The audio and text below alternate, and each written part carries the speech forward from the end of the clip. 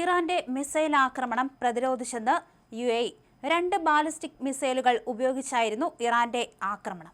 2 മിസൈലുകളും തകർത്തുവെന്ന് UAE പ്രതിരോധ മന്ത്രാലയം അറിയിക്കുകയും ചെയ്തു. 37 ദിവസത്തെ ഇടവേളയ്ക്ക് ശേഷമാണ് UAEയിലേക്ക് ഇറാൻ ആക്രമണം നടത്തുന്നത്. ഇതോടെ UAEയിൽ മിസൈൽ ആക്രമണ മുന്നറിയിപ്പ് നൽകി. ജനങ്ങൾ ജാഗ്രത പാലിക്കണമെന്ന് ആഭ്യന്തര മന്ത്രാലയത്തിന്റെ നിർദ്ദേശവുമുണ്ട്.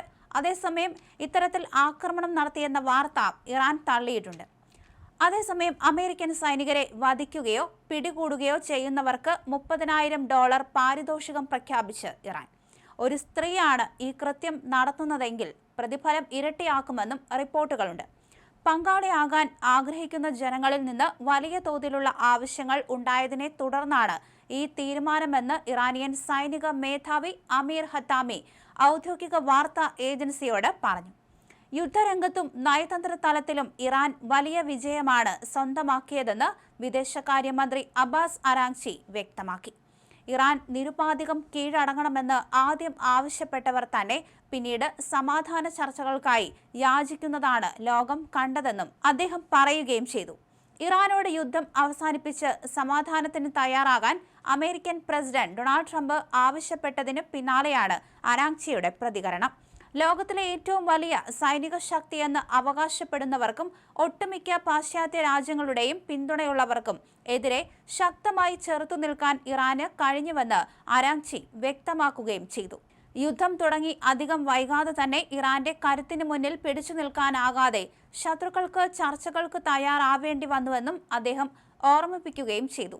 തുടക്കത്തിൽ വെടിനിർത്തൽ നിർദ്ദേശങ്ങൾ ഇറാൻ തള്ളിക്കളഞ്ഞിരുന്നു. തങ്ങളുടെ നിബന്ധനകൾ അംഗീകരിക്കാൻ എതിർപക്ഷം തയ്യാറാകുന്നതുവരെ പോരാട്ടം തുടരുകയാണെന്നും അരാങ്ചി ചൂണ്ടിക്കാണിച്ചു. ഞങ്ങൾ കരുത്തോടെ പോരാടി, അതേ കരുത്തോടെ തന്നെ ചർച്ചകളും നടത്തി, അരാങ്ചി പറഞ്ഞു. അതേസമയം ഇറാനുമായി ചർച്ചകളോ ആശയവിനിമയമോ നടക്കുന്നില്ലെന്നാണ് US പ്രസിഡന്റ് ഡൊണാൾഡ് ട്രംപ് പറഞ്ഞിരിക്കുന്നത്. ഹോർമൂസ് കടലിടുക്ക് തുറന്നു കിടക്കുകയാണെന്നും കടലിടുക്കിൽ സ്ഥാപിക്കപ്പെട്ടിരുന്ന മൈനുകൾ നീക്കം ചെയ്യുകയോ നിർവീര്യമാക്കുകയോ ചെയ്തിട്ടുണ്ടെന്നും അദ്ദേഹം അവകാശപ്പെടുകയും ചെയ്തു. സ്വന്തം സാമൂഹിക മാധ്യമമായ ട്രൂത്ത് സോഷ്യലിലെ കുറിപ്പിലൂടെയായിരുന്നു ട്രംപിന്റെ അവകാശവാദം. ഇറാനുമായി ചർച്ചകളോ ആശയവിനിമയമോ നടത്തുന്നില്ല, അത്തരത്തിലൊന്നും നിശ്ചയിച്ചിട്ടില്ല. നാവിക ഉപരോധം പൂർണ്ണമായ തോതിൽ തുടരുകയാണ്. ഹോർമൂസ് കടലിടുക്ക് തുറന്നിരിക്കുകയാണ്, പ്രവർത്തിക്കുന്നുണ്ട്.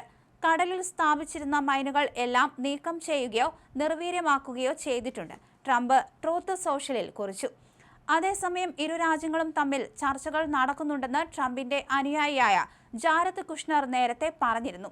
കരാറിലെത്താൻ ഇറാൻ ആഗ്രഹിക്കുന്നുണ്ടെങ്കിലും US മുന്നോട്ട് വയ്ക്കുന്ന നിബന്ധനകൾ അംഗീകരിക്കാൻ അവർ തയ്യാറാകുന്നില്ലെന്നും ഇറാനെ ആണവായുധം നിർമ്മിക്കാൻ അനുവദിക്കില്ലെന്നും കുഷ്ണർ പറഞ്ഞിരുന്നു.